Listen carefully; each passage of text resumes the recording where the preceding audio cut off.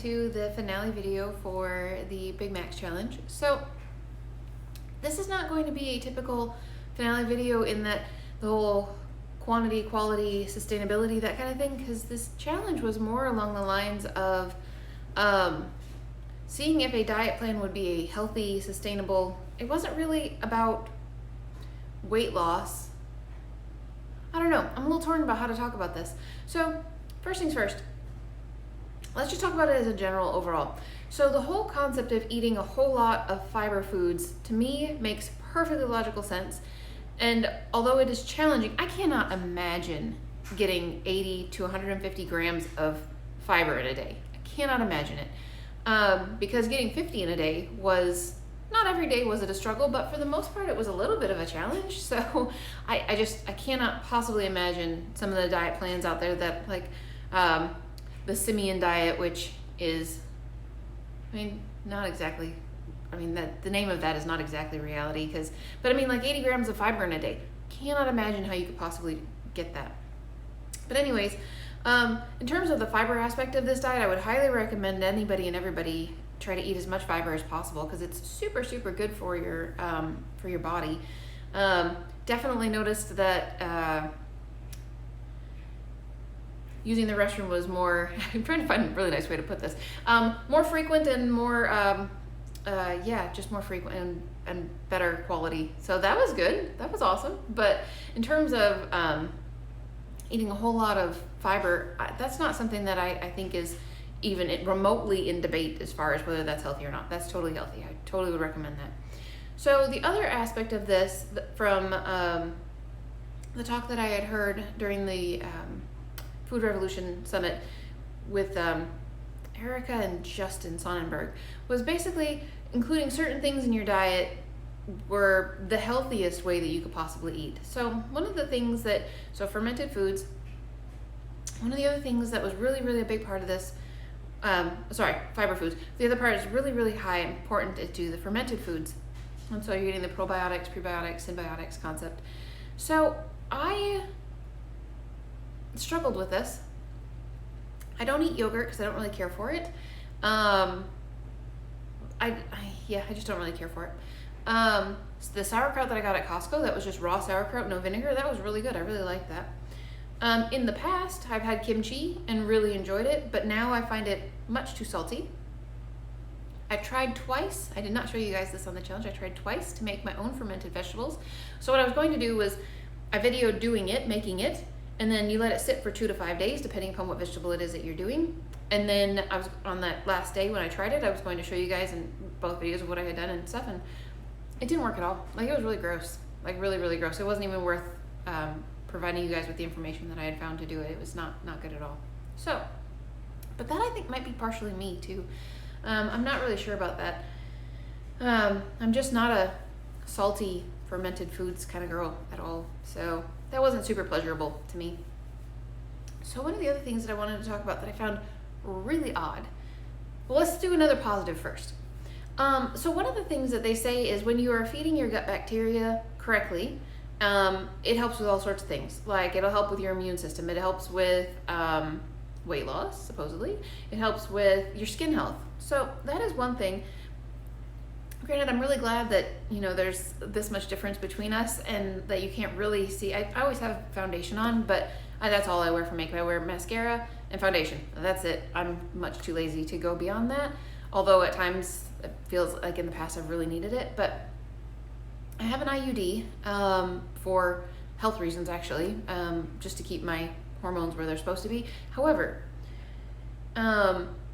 it has caused my skin to break out, and I'm 40. I totally don't need to have acne any longer, but it has really, really caused my skin to break out. And so I'm constantly on top of it with tea tree oil and trying to keep my face clean and all that kind of stuff.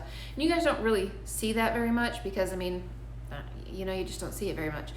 But my face has really cleared up in the last month, a lot. And yes, I still have a little bit right here on my temple. There's just a teeny tiny little bit of bumps and stuff, but nothing like what it was before. So that's kind of impressive. So obviously there's something to it about the whole fiber, fermented foods, all that kind of stuff. It's better. My face definitely has cleared up for sure. However, I really like that side effect, but I definitely could not consider doing this on a regular basis and consider this sustainable, because this totally does not work for me at all. So this is now, between the last day that I had yesterday when I put up a video, it's actually not been I put up a video yesterday, but it's been several days since I vlogged, as I was catching up. And I had gained about 5 pounds on this challenge, which is not supposed to happen. So lots of fermented foods, going to the bathroom more often, and eating, lots of fiber foods, so I'm going to the bathroom more often and eating the fermented foods. You're not supposed to gain weight.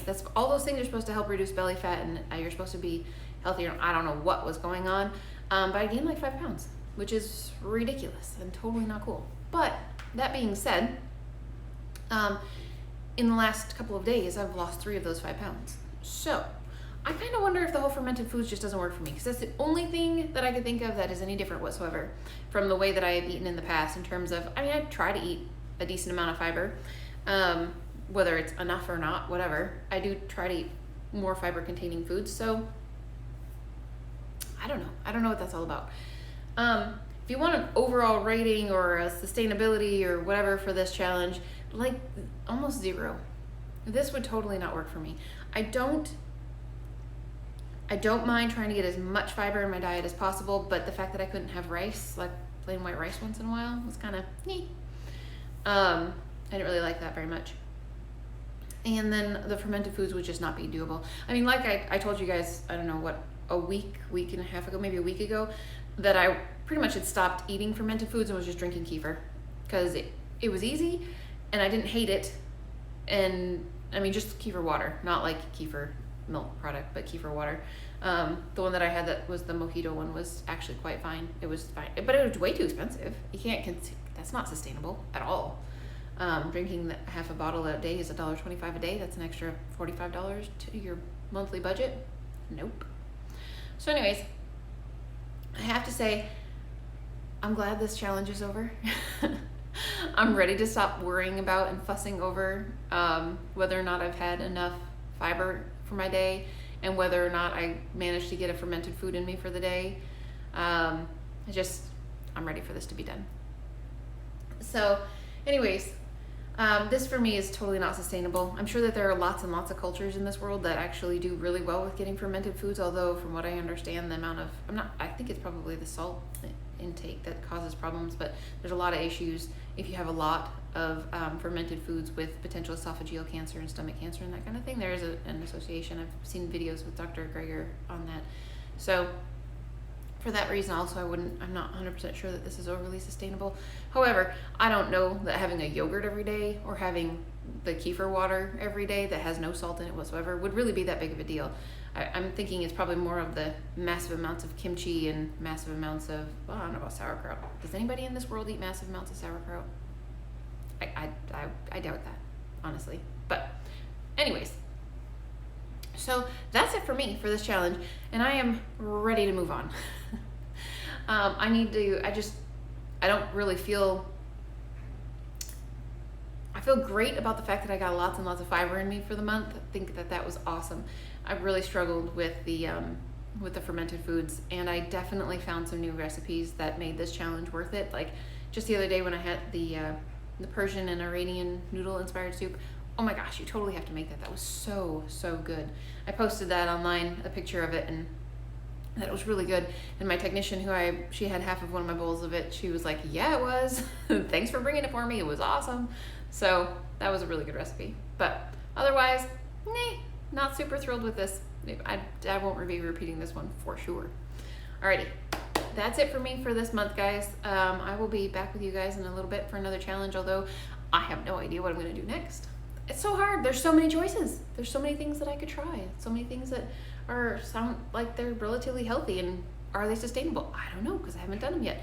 This one, not so much. All right. Well, that's it for me, guys. I hope you guys have a great day, and I will see you again in a few days.